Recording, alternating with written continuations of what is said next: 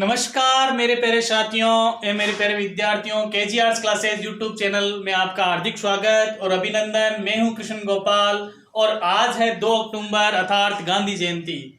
इसलिए आज ड्राइंग और हिंदी क्लास नहीं लेते हुए कुछ गांधी जी के जीवन में कुछ होने वाले संपूर्ण महत्वपूर्ण जो घटनाएं हैं उनसे अपन परिचित हो जाते हैं, ताकि ये भी आपके लिए महत्वपूर्ण साबित होगा। वीडियो गांधी जी के जीवन का संक्षिप्त परिचय मैं आज आपके लिए लेकर आया हूँ।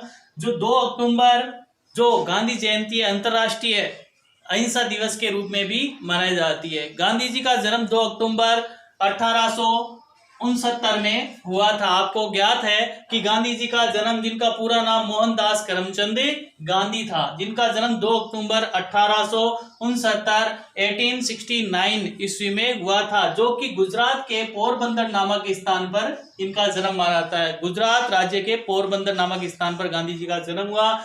माता का नाम पुतलीबाई था और पिता का नाम था करमचंद गांधी। इसलिए गुजरात में यह सिद्धांत है कि नाम के आगे पिता का नाम लगता है। इनका नाम था गांधी जी, लेकिन पिता का नाम आगे लगता था करमचंद, और उनके पिता का नाम मोहनदास अर्थात गांधी जी के दादा का नाम। तो मोहनदास करमचंद गांधी महात्मा गांधी का पूरा नाम है, मोहनदास करमचंद गांधी, जिनका जन्म 2 अक्टूबर 1869 को पोरबंदर नामक स्थान पर हुआ था, जो कि गुजरात राज्य में स्थित है। माता का नाम पुतलीबाई और पिता का नाम करमचंद गांधी।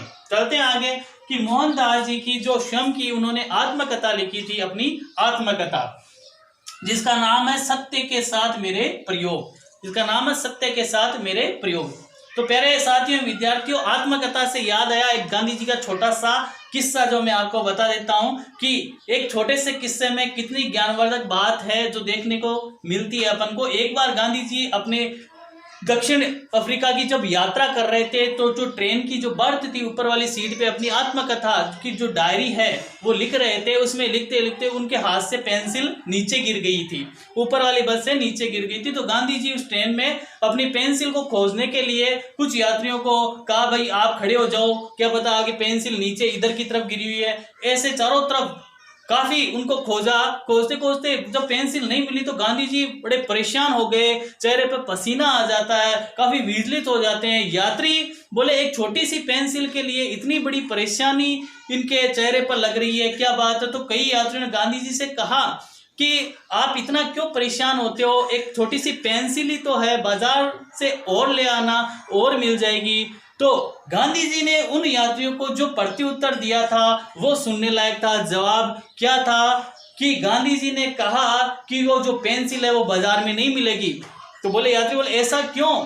तो गांधी जी ने क्या उत्तर दिया पता है प्यारे साथियों विद्यार्थियों। गांधी जी ने कहा कि वो पेंसिल है वो मुझे उपहार में दी गई थी, और उन्होंने कहा उपहार में दी गई वस्तु कभी बाजार में नहीं मिलती, अर्थात उसका कोई मूल्य नहीं होता। तो उपहार जो होता है, इनाम जो होता है, वो चाहे कितना भी छोटा हो वो अमूल्य होता है, उसका कोई मोल नहीं होता, वो बाजार में नहीं मिलता। इसलिए कभी भी उपहार आपको मिले तो उसे संभाल कर सुरक्षित रखें, उसका कोई मूल्य नहीं होता है, वो अमूल्य है, वो आपके लिए बहुत कीमती है, वो बड़ा है। कभी ऐसा ना समझे कि मुझे इतने बड़े कार्य के लिए इतना छोटा ही पुरस्कार पेंसिल ही मिली है, वो पेंसिल नहीं, वो आपका अमूल्य उपहार है, ध्यान में रखना। तो ऐसी प्रकार से एक छोटा सा किस्सा जो था मैंने आपको बताया, याद आ गया आत्मकथा से संबंधित गांधी जी का। तो आत्मकथा का नाम क्या था, सत्य के साथ मेरे प्रयोग।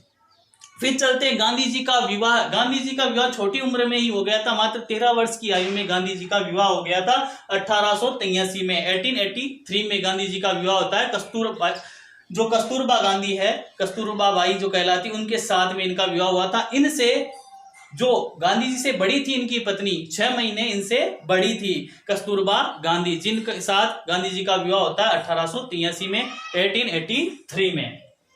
उसके बाद इनकी जो पढ़ाई है ग्रास से ही वहां चलती है। उसके बाद में 1888 में, महत्वपूर्ण बात, 1888 में वकालत की पढ़ाई करने के लिए जो गांधी जी है वो ब्रिटेन चले जाते हैं।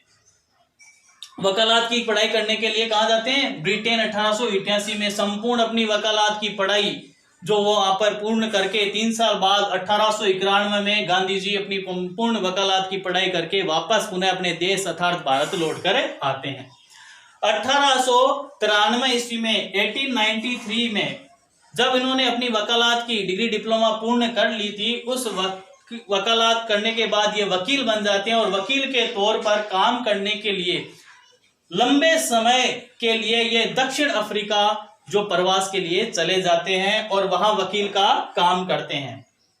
जब लंबे समय 21 साल की दक्षिण अफ्रीका की यात्रा करते हैं, वहां अंग्रेजों की रंगभेद नीति का ये पुरजोर विरोध करते हैं। वहां ये काफी लोकप्रिय और प्रसिद्ध ख्याति इनको मिलती है। जब ये अंग्रेजों द्वारा भारतीयों पर की जाने वाली रंगभेद की नीति का विरोध करते हैं, तब इनको एक प्रतिष्ठा प्राप्ति होती है। उसके बाद में जब ये वापस आते हैं तो बंबई में इनके स्वागत के लिए बड़े बड़े राजनेता और हस्तियां इनके स्वागत के लिए आती है। उन्हीं में से एक गोपाल कृष्ण गोखले, नाम याद रखना, गोपाल कृष्ण गोखले। कंपटीशन एग्जाम में भी पूछा गया है गांधी जी के राजनीतिक गुरु कौन थे, तो गोपाल कृष्ण गोखले का नाम आता है, जिन्हें गांधी जी अपना राजनीतिक गुरु मानते थे। तो गांधी जी के राजनीतिक गुरु कौन है? गोपाल कृष्ण गोखले गांधी जी के राजनीतिक गुरु है। और इन्हीं के बाद अब आगे चलते हैं। 1915 में जब गुजरात के अहमदाबाद में इन्होंने सत्याग्रह नामक आश्रम की स्थापना की थी, जहां गांधी जी का आश्रम था, जिसे बाद में साबरमती नामक स्थान पर वो ले गए थे। गुजरात के सत्याग्रह अहमदाबाद, गुजरात राज्य में अहमदाबाद शहर में जो सत्याग्रह आश्रम की स्थापना की थी, जो साबरमती अभी वर्तमान में, वहां पर इनका आश्रम आज भी है, जहां पर गांधी जी का जो प्रिय भजन था वो प्रार्थना के रूप में सवेरे प्रातःकाल गाया जाता था। वैष्णव जो तो तेने कहिए पीर पराई जाने रे, ये गांधी जी का प्रिय भजन था जो उनके आश्रम में गाया जाता था। महात्मा गांधी के नेतृत्व में जो प्रमुख घटनाएं हैं, जिनमें प्रमुख आंदोलन, जो 6 प्रमुख ऐसे आंदोलन हैं जिनकी जानकारी संक्षिप्त में मैं आपको यहाँ देना चाहता हूँ। ज्यादा लंबा समय नहीं लेते हुए संक्षिप्त वीडियो आपके लिए इसलिए बनाया है क्योंकि महत्वपूर्ण बातें आपको जो अधिकतर कंपटीशन एग्जाम में पूछी जाती है, आपके व्यक्तिगत जीवन के लिए बहुत ही महत्वपूर्ण जानकारी आपके पास होनी चाहिए। इसके लिए ये चंपारण जो आंदोलन गांधी जी का प्रथम सत्याग्रह आंदोलन था, और ये चंपारण आंदोलन बिहार राज्य से शुरू हुआ, चंपारण नामक एक छोटे से गांव से, जो 1917 में होता है। भारतीय स्वतंत्रता संग्राम के लिए बिहार में चंपारण नामक स्थान पर चंपारण आंदोलन गांधी जी की पहली सक्रिय भागीदारी थी। जो ये प्रथम आंदोलन था, गांधी जी की पहली सक्रिय भागीदारी कहां से शुरू होती है? चंपारण आंदोलन से। कब? 1970 में, अर्थात 1917 में। इसके बाद चलते हैं अपन दूसरा खेड़ा आंदोलन जो हुआ था, वो हुआ था 1918 में। खेड़ा नामक स्थान पर ये किसानों के लिए, जो किसानों पर अंग्रेज सरकार का जो अत्याचारपूर्ण रवैया था, किसानों की दयनीय स्थिति हो गई थी, और बाढ़ और अकाल की वजह से फसल सूख जाने पर भी अंग्रेज सरकार की दमनकारी नीति, किसानों से जो कर और फसल के रूप में जो कर वसूल किया जाता था, उसे दयनीय स्थिति को दूर करने के लिए गांधी जी ने गुजरात के खेड़ा नामक स्थान से किसानों के सहयोग दिया और यह आंदोलन का प्रारंभ हुआ। ऐसे ही नीली खेती के लिए हुआ था चंपारण आंदोलन, किसानों का साथ देकर चंपारण आंदोलन किया था। खिलाफत आंदोलन जो 1919 को जब जलियांवाला बाग हत्याकांड की घटना घटी थी, उसी समय का है ये, उसी वर्ष का खिलाफत आंदोलन 1919 का। 1919 में खिलाफत आंदोलन, जब मुस्लिम जो स्टेट थे, राज्य है, उनमें खलीफा और तुर्की का जो विरोध और अपने आप को खलीफा की जो स्थिति है वो दयनीय हो गई थी, और उसको सुधार करने के लिए तथा अंग्रेजों का दमन करने के लिए मुस्लिम वर्ग इनके साथ आया, और उनके नेतृत्व में गांधी जी ने खलीफा आंदोलन प्रारंभ किया 1919 में। असहयोग आंदोलन जो जलियांवाला बाग हत्याकांड से प्रेरित होकर, अर्थात जलियांवाला बाग हत्याकांड की जो घटना घटित हुई थी, उससे गांधी जी हतविषत हो गए थे, उन्हें काफी दुख हुआ। इससे प्रभावित होकर उन्होंने अंग्रेजों का साथ देने छोड़ने की बात कही और असहयोग आंदोलन प्रारंभ किया था 1920 में, जब ब्रिटिश सरकार द्वारा प्राप्त उपाधियां भी उन्होंने लौटा दी थी, और जगह जगह चाहे जो सरकारी कार्यालय थे, अंग्रेजों के स्कूल थे, दफ्तर थे और प्रशासनिक कार्यालय, सभी में अंग्रेजों के जो कार्यालय थे उनका भारतीय जनता ने बहिष्कार करना प्रारंभ किया था, अर्थात सहयोग देना बंद कर दिया था। ये गांधी जी का असहयोग आंदोलन था 1920 में। उसके बाद गांधी जी का आंदोलन होता है सविनय अवज्ञा आंदोलन।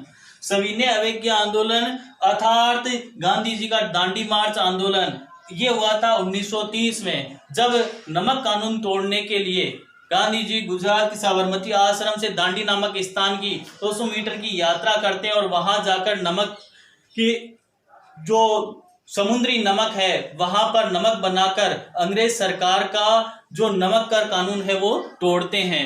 और ये आंदोलन हुआ था 1930 में, जिसे दांडी मार्च या और सविनय अवज्ञा आंदोलन कहा जाता है। इसी बीच गांधी और इरविन के बीच समझौते की बात आती है। प्रथम गोलमेज सम्मेलन होता है 1930 में, लेकिन उसमें अंग्रेज कांग्रेस सरकार के जो सक्रिय भागीदारी नहीं रहते हुए 1931 में गांधी और इरविन के बीच समझौता होता है और उस समझौते पर गांधी जी के द्वारा और इनके द्वारा हस्ताक्षर किया जाता है 1931 गांधी इरविन समझौता। गांधी और इरविन के बीच मध्य समझौता होता है जिसे गांधी इरविन समझौता कहा गया। और उसमें यह निर्णय लिया गया कि जितने भी भारतीय क्रांतिकारी और दमनकारी थे उनको रिहा कर दिया गया, उन्हें छोड़ दिया गया और उस शर्तें थी उन्हें स्वीकार कर लिया गया था। भारत छोड़ो आंदोलन जो 1942 को प्रारंभ होता है, ये प्रमुख आंदोलन था जिसमें गांधी जी ने अपना नारा दिया था, करो या मरो।